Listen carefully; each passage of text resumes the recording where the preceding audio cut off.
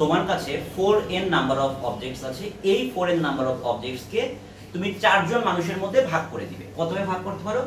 4n factorial divided by n factorial to the power 4। আর আরেকটা case হলো যে তোমার কাছে 4n সংখ্যক অবজেক্ট আছে। এই 4n সংখ্যক অবজেক্ট তুমি জাস্ট চার ভাগ করবে, চারজন মানুষের মধ্যে ভাগ করতে যাবে না। সেই নাম্বার অফ ওয়েজ হচ্ছে 4n factorial divided by n factorial to the power 4 into 4 factorial. এই ফর্মুলাগুলো তোমাদের মুখস্থ করে রাখাটাই বেটার। আমরা এখান থেকে একটা एग्जांपल দেখি।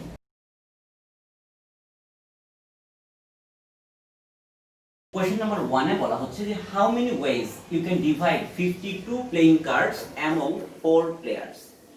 তার মানে তোমার আছে 52টা কার্ড আছে। এই 52টা কার্ড তুমি চারজন খেলোয়াড়ের মধ্যে ভাগ করে দিবে, ডিস্ট্রিবিউট করে দিবে। কতভাবে সেই ডিস্ট্রিবিউশনটা করতে পারো? সো তোমার এখানে 4n এর জায়গায় কত আছে? 52। তার মানে তোমার n কত? 52 ডিভাইডেড বাই 4 অর্থাৎ 13। তোমাকে চারজন খেলোয়াড়ের মধ্যে ভাগ করতে হবে। খেয়াল করে দেখো যে তোমার এক্স্যাক্টলি এই কন্ডিশনটাই এখানে বলা হচ্ছে। তাহলে কতভাবে ভাগ করতে পারো? 4n factorial divided by n factorial to the power 4। 4n মানে হচ্ছে 52 factorial divided by n factorial মানে 13 ফ্যাক্টোরিয়াল টু দি পাওয়ার 4। অর্থাৎ তুমি এত উপায়ে 52টা প্লেইং কার্ড চারজন খেলোয়াড়ের মধ্যে ডিভাইড করে দিতে পারো।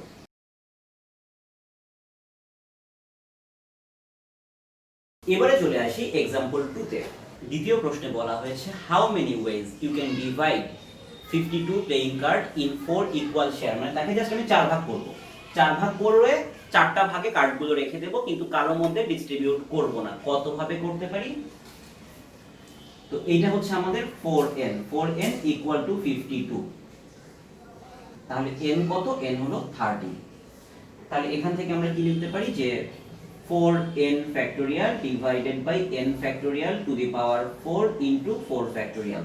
তাহলে এই যে 52টা কার্ড আমি চার ভাগ করে দিচ্ছি, সেইটা কত ভাবে ভাগ করা যায়? 4n মানে 52 factorial divided by n factorial মানে 13 factorial to the power 4 into 4 factorial.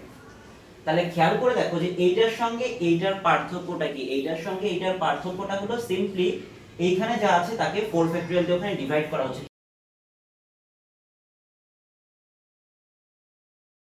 এইখানে কিন্তু একটা কম্বিনেশন হচ্ছে শুধু। মানে কি? এখানে আমি শুধুমাত্র চার ভাগে ভাগ করছি, কারোর মধ্যে সাজাচ্ছি না।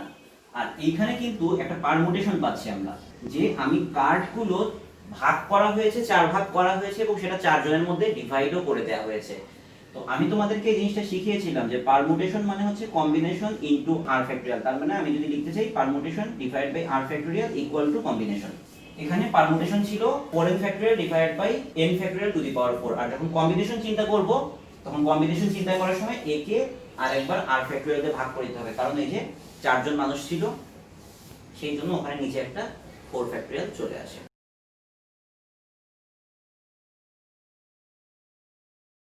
এবারে আমি আরেকটা কাজ করব, সেটা হলো যে এই ব্যাপারটা কিভাবে আসলো, এটার ফর্মুলাটার উৎপত্তি কোথায় থেকে। আমার যদি ফর্মুলা মুখস্থ না থাকে তাহলে আমি অঙ্ক কিভাবে করব? আদৌ কি আমি অঙ্ক করতে পারবো নাকি পারবো না? এইসব প্রশ্নের জন্য উত্তরটা হচ্ছে যে এই ফর্মুলাটা কই থেকে আসছে এটা আমি তোমাদেরকে দেখাবো যে আমি যদি ফর্মুলাতে চিন্তা না করি, সিম্পলি নরমালিও চিন্তা করি, তাহলেও কিন্তু এই জিনিসটা আসা সম্ভব, এই অ্যানসারটা আসবে। অর্থাৎ এই ফর্মুলাটা কারেক্ট। ধরো চারজন খেলোয়াড়, একজন, দুইজন, তিনজন, চারজন। আমার হাতে কার্ড আছে কয়টা? 52টা। আমি এই চারজনের মধ্যে কার্ডগুলো ইভেনলি ডিস্ট্রিবিউট করব, খুব র্যান্ডমলি ডিস্ট্রিবিউট করব। কার কাছে কোনটা যাচ্ছে সেটা নিয়ে আমি শিওর না। সেই কারণে কত রকম ভাবে ডিস্ট্রিবিউটটা করা যায়। তো প্রথম কথা হলো এই ব্যক্তি কার্ড কয়টা পাবে? 13টা পাবে। তাহলে 52 সি 13। 52টা কার্ডের মধ্য থেকে যে কোনো 13টা কার্ড নিয়ে এই প্রথম ব্যক্তিকে দিয়ে দাও। খুব ভালো কথা। তো 13টা কার্ড তুমি একজনকে দিয়ে দিয়েছো। এখন তোমার হাতে কার্ড আছে কয়টা? 39টা। সেই 39টা কার্ডের ভিতর থেকে 13টা কার্ড একে দিয়ে দাও। 39 সি 13। প্রথম ব্যক্তিকে 13টা কার্ড দেওয়ার পর 39টা কার্ড থাকলো, ওই 39টার ভিতর থেকে 13টা কার্ড দ্বিতীয় ব্যক্তিকে দেওয়া হলো। দ্বিতীয় ব্যক্তিকেও যখন 13টা কার্ড দেওয়া হয়ে গেল তখন তোমার হাতে কার্ড আছে কয়টা? 26টা। এই 26টা কার্ড থেকে 13টা কার্ড এই তৃতীয় ব্যক্তিকে দিয়ে দাও। এবং তুমি যখন তৃতীয় ব্যক্তিকেও 13টা কার্ড দিয়ে দিলে তোমার হাতে এখন আর মাত্র 13টা কার্ডই আছে, ওই 13টা কার্ড তো চতুর্থ ব্যক্তিই পাবে, 13C13। তো তাহলে এই যে চারজনের মধ্যে আমি র্যান্ডমলি যখন ডিস্ট্রিবিউট করে দিলাম ইভেনলি কার্ডগুলোকে, তখন আমি কতভাবে ডিস্ট্রিবিউট করলাম? 15 2C13 39C13 26C13 13C13। তাহলে এটাকে লেখা যায় 52 factorial divided by n - r factorial into r factorial. তোমরা যদি NCR এর ডেফিনিশনটা একটু মনে করার চেষ্টা করো, NCR equal to n factorial divided by n - r factorial into r factorial into এই 39C13 কে লিখতে পারি 39 ফ্যাক্টোরিয়াল ডিভাইডেড বাই 39 - 13 কত হয়? 26 factorial into 13 factorial into 26C13 26 factorial divided by 26 - 13 কত আসে? 13 factorial into 13 factorial into 13C13 NCR এর value সব সময় 1 হয়, তাহলে ইকুয়াল টু এখান থেকে আমরা লিখতে পারি 13 ফ্যাক্টোরিয়াল কাটা 26 ফ্যাক্টোরিয়াল কাটা, তাহলে উপরে কি থাকে? 52 ফ্যাক্টোরিয়াল ডিভাইডেড বাই 13 ফ্যাক্টোরিয়াল কয়টা? একটা দুইটা তিনটা চারটা, দেখো এই অ্যানসারের সঙ্গে আমাদের এই অ্যানসারটা মিলেছে কিনা। তাহলে এই যে এই ফর্মুলা সেটা কোথায় থেকে এসেছে সেটা বুঝতে পেরেছো? এখন এই যে চারজন ব্যক্তির মধ্যে সমানভাবে ভাগ হয়ে গিয়েছে, তার মানে কি? জিনিসগুলো চার ভাগ করার পর ওদের মধ্যে ভাগও হয়ে গিয়েছে, সেই নাম্বারটা হচ্ছে এইটা। তার মানে এখান থেকে আমরা পিটা পেয়ে গিয়েছি। আমরা অঙ্ক করেছি কম্বিনেশনের, কিন্তু অ্যানসার পেয়েছি পারমুটেশনের। এটা খুব মজার একটা বিষয়। এই কারণে এইটা হচ্ছে স্পেশাল টাইপের একটা অঙ্ক। আচ্ছা, এবার তাহলে কম্বিনেশনটা কি হবে? Permutation divided by r factorial, মানে r বলতে কয়জন মানুষের মধ্যে ভাগ হচ্ছে? চারজন মানুষের মধ্যে, ডিভাইডেড বাই 4 ফ্যাক্টোরিয়াল। আমি এখানে যে ভ্যালুটা পেলাম সেটাকে 4 ফ্যাক্টোরিয়াল দিয়ে ডিভাইড করলেই আমি কয় ভাগ করা হয়েছে, মানুষের মধ্যে ভাগ ডিস্ট্রিবিউট করা হয়নি, জাস্ট কয়টা শেয়ার করা হয়েছে সেটা পেয়ে যাব। কয়টা শেয়ার করা যায় সেটা হলো এইখানে যে ভ্যালুটা পেয়েছি 52 factorial divided by 13 factorial to the power 4, আর এই যে ডিভাইডেড বাই 4। তাহলে খেয়াল করে দেখো এই ভ্যালুটাও সুন্দর মতো এই আগের ভ্যালুটার সঙ্গে মিলে গিয়েছে। তার মানে আসলে আমরা শুধু যে ফর্মুলা মুখস্থ করে জিনিসটা ক্যালকুলেশন করতে পারবো তা না, আমরা চাইলে জিনিসটা সুন্দরভাবে এক্সপ্লেনও করতে পারি।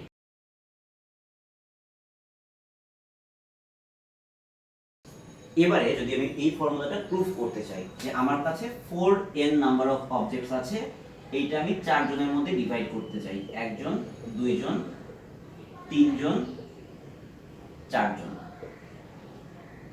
এখন কথা হলো যে এই 4n নাম্বার অবজেক্টস এর ভিতরে আমি ফার্স্টে n নাম্বার অফ অবজেক্টস এঁকে দেব, n নাম্বার অফ অবজেক্টস এঁকে দেব, n নাম্বার অফ অবজেক্টস এঁকে দেব, n নাম্বার অফ অবজেক্টস এঁকে দেব। তাহলে ফার্স্ট অফ অল 4n থেকে আমি n number of objects randomly যে কোনো n নাম্বার অবজেক্টস আমি এঁকে দিতে চাই। কতভাবে দিতে পারি?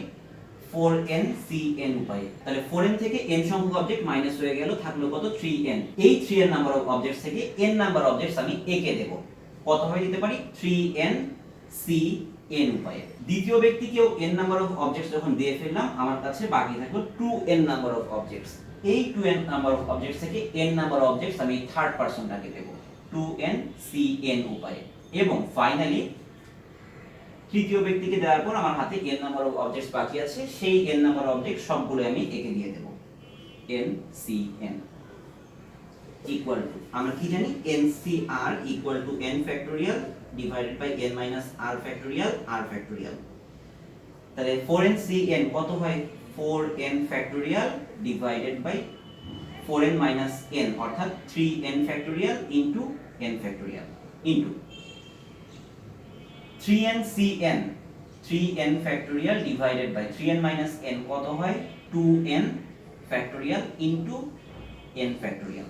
2ncn উপরে 2n factorial divided by 2n minus n কত হয়? n ফ্যাক্টোরিয়াল, আর নিচে তো একটা n ফ্যাক্টোরিয়াল থাকবে, ইনটু ncn মানে ফাইনালি আমরা কত জানি এনসিএল মানে 1। তাহলে এখন খেয়াল করে দেখো এই 3n ফ্যাক্টরিয়াল এই 3n ফ্যাক্টরিয়াল কাটা, এই 2n ফ্যাক্টরিয়াল এই 2n ফ্যাক্টরিয়াল কাটা, তাহলে উপরে কি থাকে 4n ফ্যাক্টরিয়াল আর নিচে কি থাকে একটা দুইটা তিনটা চারটা n ফ্যাক্টরিয়াল। সো এটাই আমাদের অ্যানসার, যে dividing 4n objects among 4 people. দেখো এইটার এটা সুন্দর মতো মিলে গিয়েছে। তো এটা তো আবার চারজন মানুষের মধ্যে ডিভাইড করা হয়েছে, তার মানে পারমুটেশন হয়ে গিয়েছে, অ্যারেঞ্জমেন্ট হয়ে গিয়েছে। অ্যারেঞ্জমেন্ট ছাড়া যদি চিন্তা করি, combination equal to permutation divided by r factorial. So এখানে কয় ভাগ করা হচ্ছে, 4 ভাগ করা হচ্ছে, তার মানে কি পারমুটেশন ডিভাইডেড বাই 4 ফ্যাক্টরিয়াল। তো পারমুটেশন অংশটা কোনটা ছিল, 4n factorial divided by n factorial to the power 4 divide by ছিল 4 ফ্যাক্টরিয়াল। তাহলে একবারে লেখা যায় 4n factorial divided by n factorial to the power 4 into 4 factorial। দেখো এইটাও সুন্দর মতো এইটার সঙ্গে মিলে গিয়েছে। তাহলে তোমাদেরকে যদি জিজ্ঞেস করা হয় যে এই ফর্মুলাগুলো কই থেকে এসেছে, তোমরা সেটাও জেনে থাকলে, আর এই ফর্মুলাগুলোর ব্যবহারও তো তোমরা অবশ্যই করতে পারবে।